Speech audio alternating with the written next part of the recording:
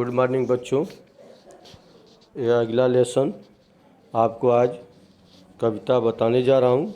कविता के अंतर्गत जो है आपको सीखने में मिलेगा गिनती।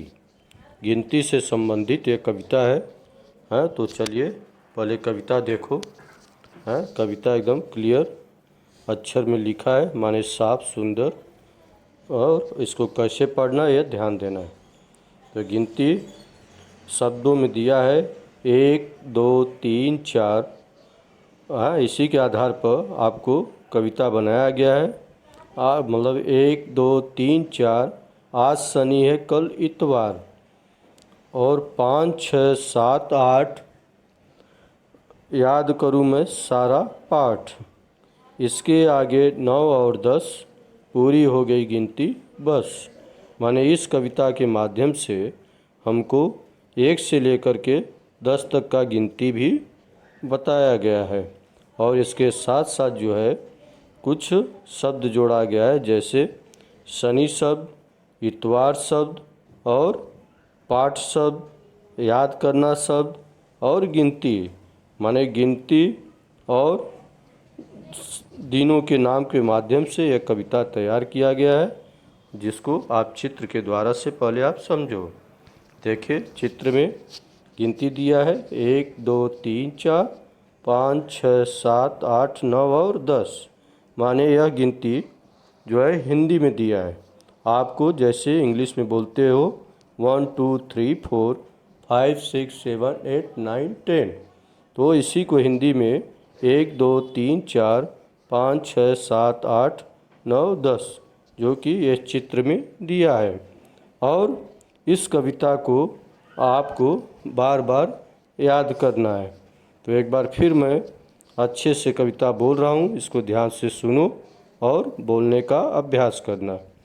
तो फिर से सुनिए। 1 1 2 3 4, आज शनिवार कल इतवार, 5 6 7 8 याद करूँ मैं सारा पाठ।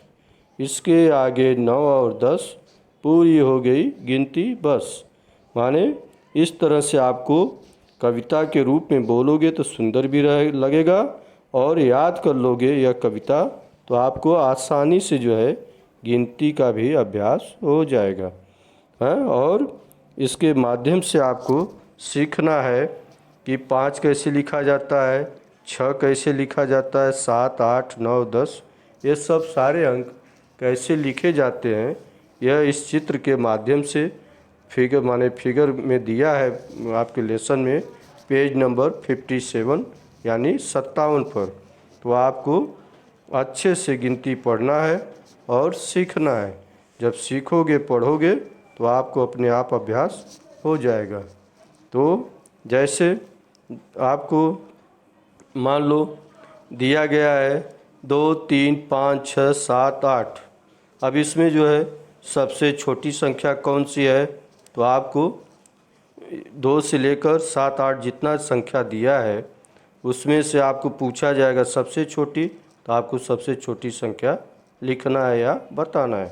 उसी तरह से जो है आपको अगर कोई जितना संख्या दिया है, अगर सीरियल नंबर से भी दिया जा सकता है 1 से लेकर के 10 तक या 5 तक 8 तक, जितना संख्या दिया है माने गिनती, उसमें सबसे छोटी संख्या और सबसे बड़ी संख्या पूछी जा सकती है।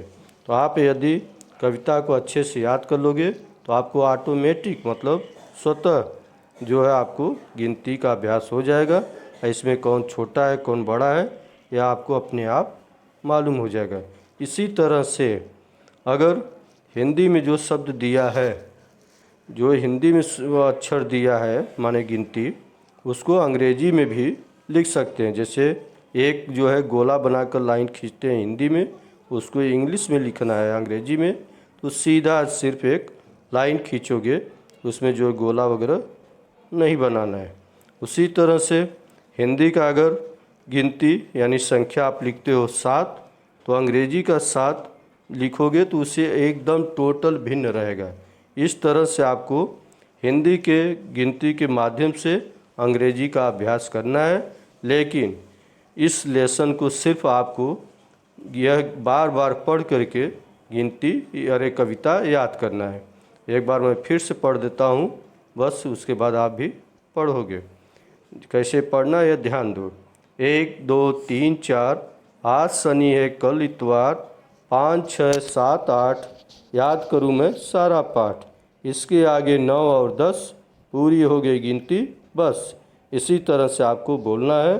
आज के लिए इतना ही, धन्यवाद।